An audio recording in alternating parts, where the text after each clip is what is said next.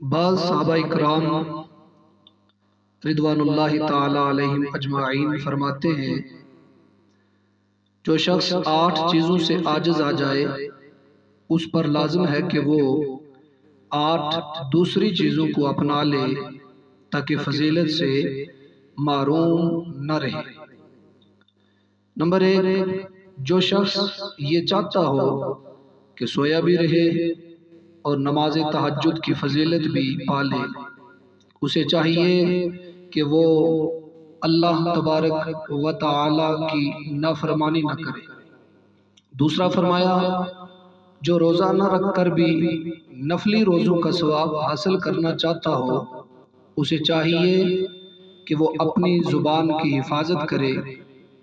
تیسرا فرمایا جو علماء کرام کی سی فضیلت پانے کا خواہش مند ہو اس پر غور اور فکر کرنا لازم ہے۔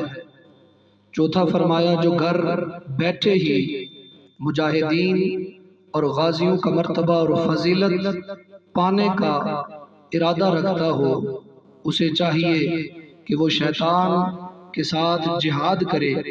اور نمبر 5، جو صدقہ کرنے سے عاجز ہو لیکن صدقے کی فضیلت پانا چاہتا ہو اسے چاہیے کہ وہ جو علمی بات سنے اسے دوسروں تک پہنچا دے۔